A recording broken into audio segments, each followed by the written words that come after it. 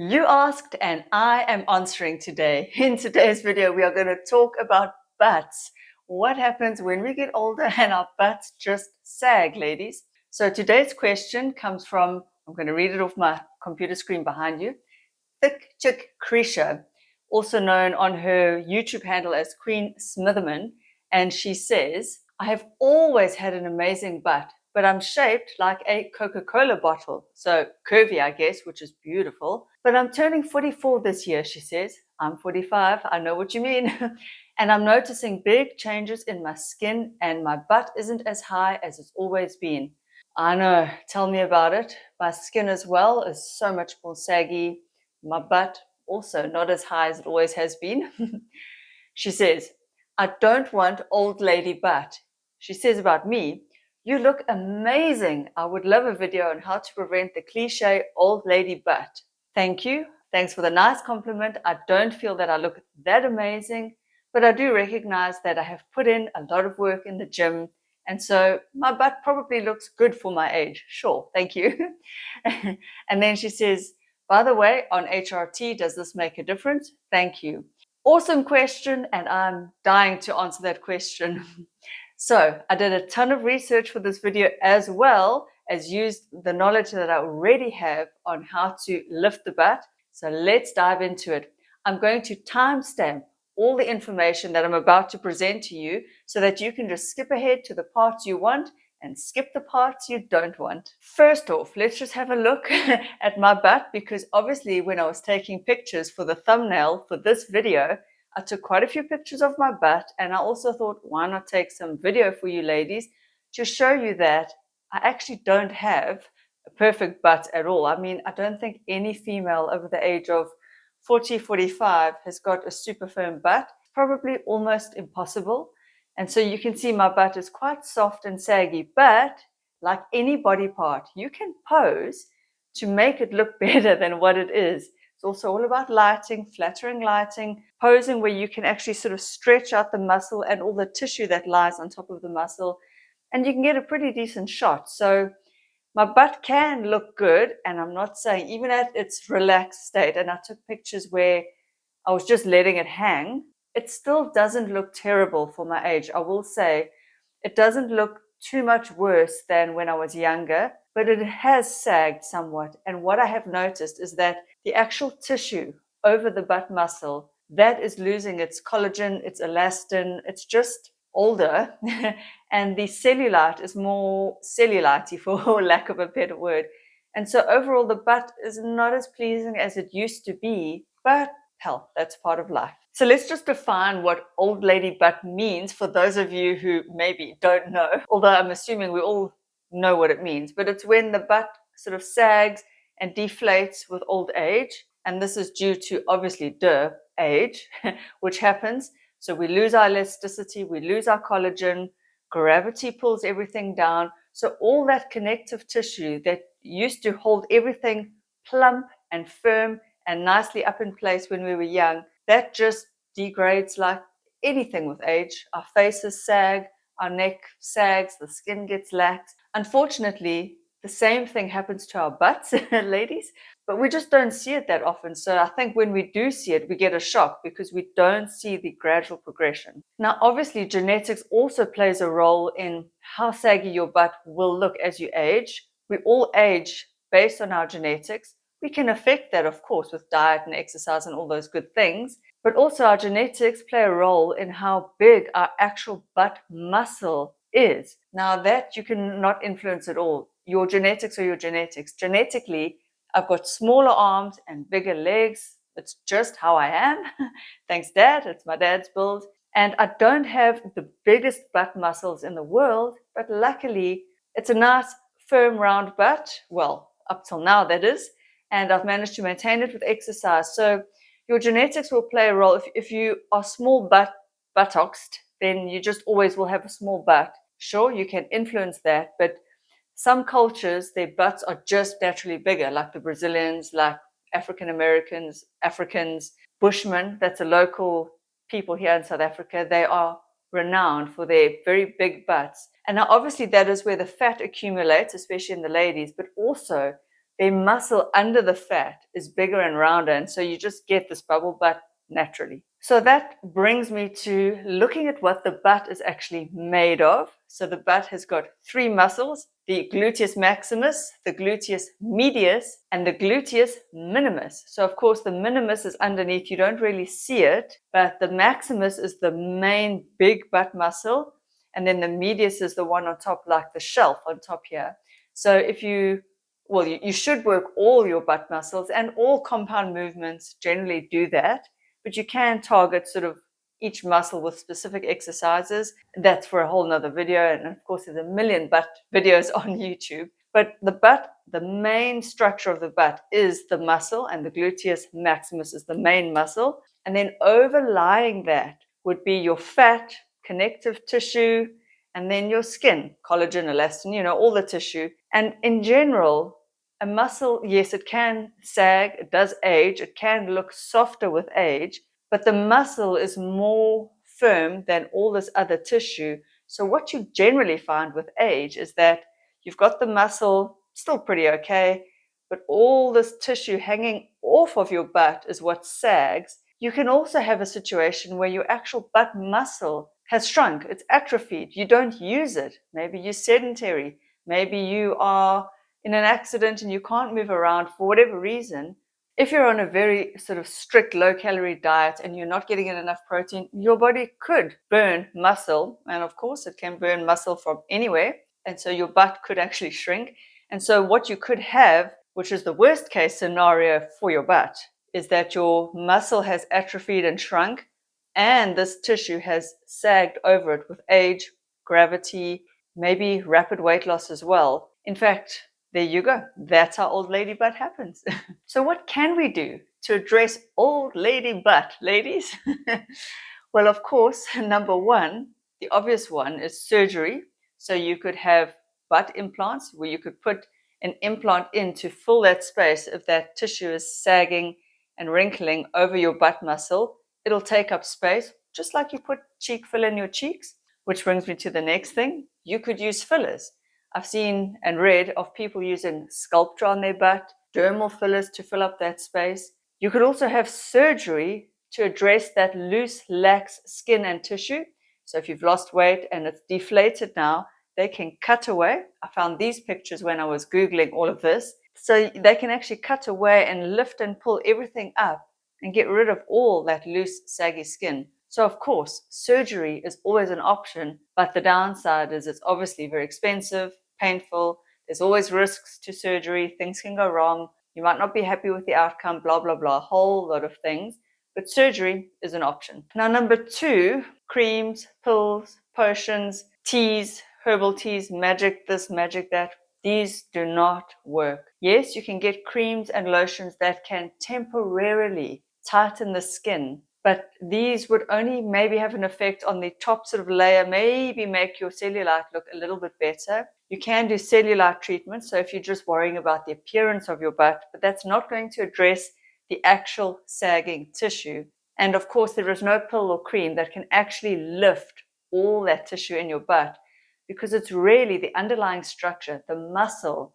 Your muscle is like the scaffolding for all the tissue on top. Of course, your bones are the real scaffolding, but then you've got the structure of your butt. Maybe your butt's like the wooden planks and your bones are like the steel. I don't know if that analogy works, and then all that tissue is like the tablecloth over the table. So ideally, you need to target those butt muscles. So there's no cream, pill, or lotion that's going to do it. Another option you could try, besides the Sculptra and the dermal fillers, are fat injections. Now, I've heard people do this. I think this is the BBL, the Brazilian butt lift, where they inject fat to lift everything up. My concern with that would be, what happens if you do undereat or lose weight, or what happens to those fat cells that you've now injected? Do they stay forever, or over time do they, I don't know, dissipate, shrink, go down, and then you've got extra sag because now you've like filled your butt with fat and now it's sagging again? Or there's just extra fat for gravity to pull down upon. So my feeling is I wouldn't do that, but of course, each to their own. If you're young and your fat cells are healthy and they're going to sit nice and firm on your butt, go for it. Now, we get to the best solution for your butt, of course, It is resistance training. As I've mentioned, the butt is made up of 3 muscles. The main one, the gluteus maximus, is the one that gives most of the volume, and then the gluteus medius on top and the minimus underneath. So resistance training is what you are going to need to do if you have any hope of lifting your butt, because like I said, the butt muscle is the scaffolding underneath, and so you're going to want to target that butt. You could do it 2 to 3 times a week if you want to. You need to build up if you're a beginner, but there are many butt exercises that could work: glute bridges, hip thrusts, squats, lunges, deadlifts. The list goes on. There are many butt exercises, and they get more and more detailed.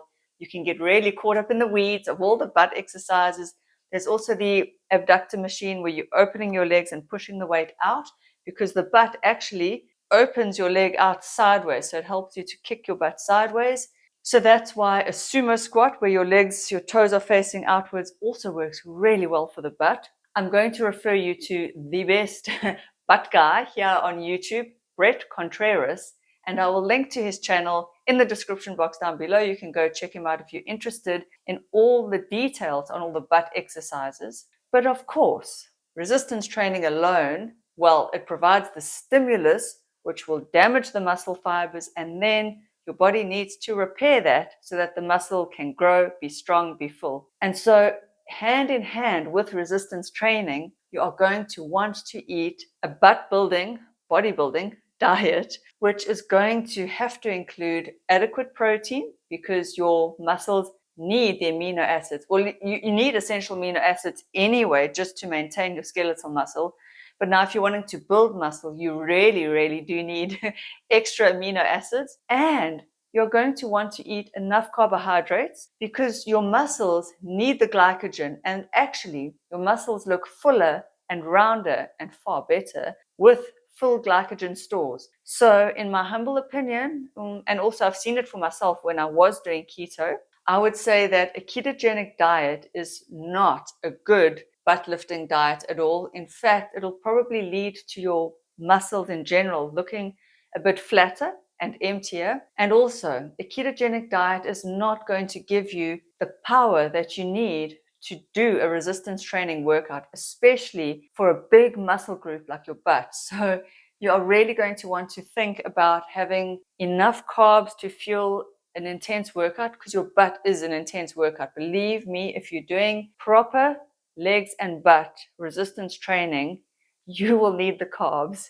And then you do need the amino acids that you get from protein. As I've said in many videos before, my best recommendation from everything I've heard and read, and I've listened to many experts on the topic, in general, the consensus is you need 0.6 to 1 gram of protein per pound of body weight, per pound of ideal body weight. You could also say it in kilograms for the metric people, 1.6 grams of protein per kilogram of body weight. So there's the two answers. And you're going to ideally, if you want to really nitpick, split that up into 3 or 4 or 5 meals throughout the day. So you're getting your doses of protein throughout the day. In general, for an average female, so if you just want to not overthink it too much, you need on average about 100 grams of protein per day, roughly, for females. For someone who's small like me, that might be on the upper end, but that's great, because sometimes it's hard to get that. But if you shoot for that,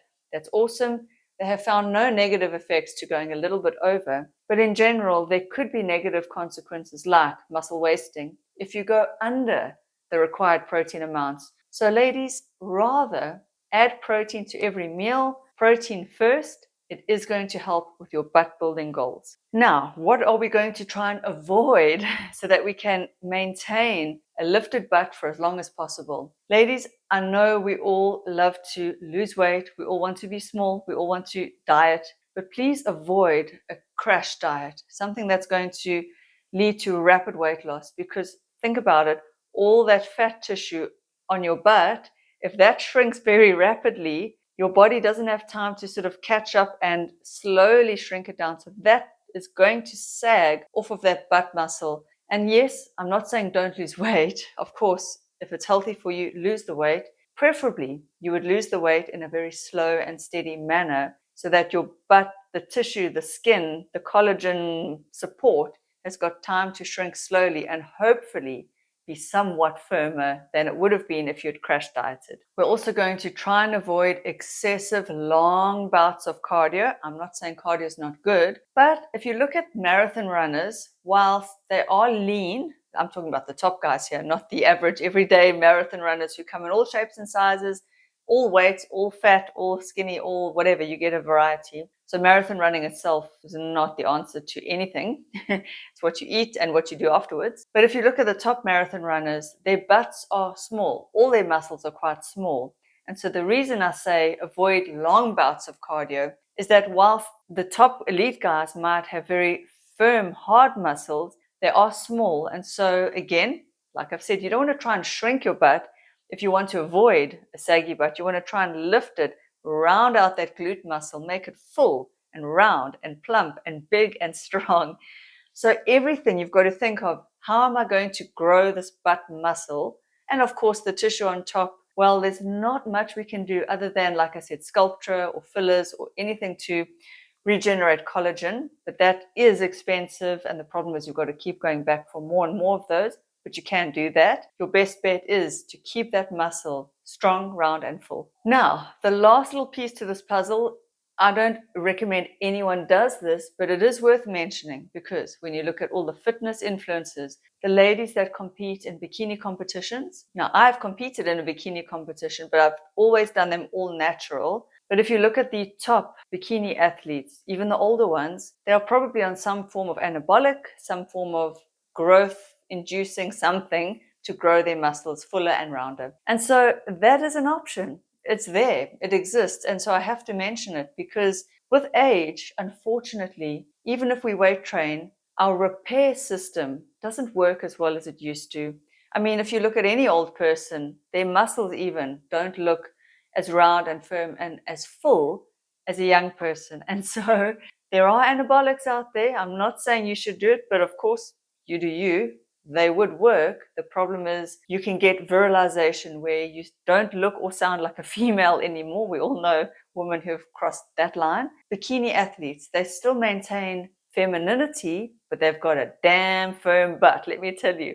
And so I'm not saying it's out of the question. I'm saying you need to do what's safe, what's legal, what's right for you. I'm just mentioning. And there are alternatives like SARMS. I don't know much about them. I have heard of them. You could always do growth hormone. I guess it might grow your muscle a bit, but it's probably way expensive and way not worth it. But who knows? Maybe it's going to help you with muscular repair. The natural and the healthy way just remains healthy diet, get enough rest so that you can repair as much as possible. And of course, resistance training, and make sure that it is as regular as you can get. And lastly, to answer your question about HRT, does this help? Well, I'm going to say that that depends because if you're talking about just estrogen, it could help. Estrogen does help females with muscle building. And of course, it does make us feel better. So we sleep better, we feel better, we want to train, and then we probably are happy to stick to a healthy diet. If you're also talking about including some testosterone, like I do, I use half a pump of female dosed testosterone every day because for some reason my testosterone is low. So that could very well help you with strength, with muscle building, with repair and recovery. And also the progesterone, I don't know whether that would play a role in muscle building and repair, but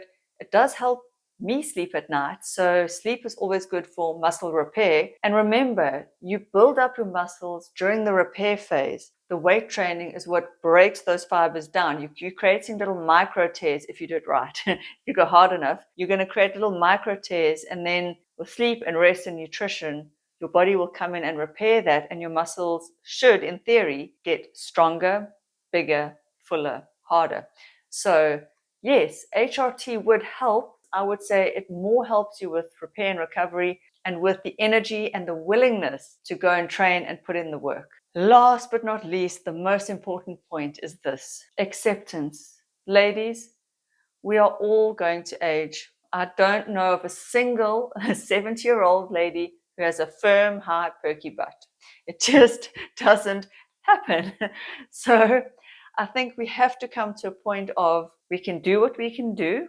We can do what we are willing to do, what we want to put the effort into doing. We can do what we are willing to afford to put into our butts. If you want to go the surgery route or the filler route, injectables, we can do any combination of diet and exercise that works for us and our lifestyles, or we can do nothing. Or if you enjoy running, just run, and who cares about what your butt looks like? Remember, your butt doesn't define who you are. It's just one part of your body. Yes, it's a nice part that lately people are just like, the world has gone bubble butt obsessed. You know, when I was younger, everyone wanted a small little butt. So think of, what's her name? Meg Ryan. Tiny, cute little butt. That was all the rage. That was all popular back then. And even when I started on my fitness and weight training journey, I remember thinking, why would I want to build my butt muscle? I mean, ugh, gross. Now it has become a thing. Now I've embraced building all my muscles because I know that as I age, I need to hold on to the muscle that I have for function,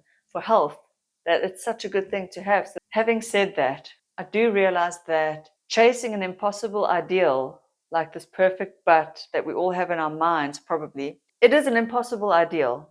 I'm saying it is worth the pursuit, but it's not worth driving yourself crazy over. So do what you can and let go of, like, it is what it is. It's going to be what it's going to be. And love yourself exactly the way you are, because who you are on the inside, that's what really, really counts.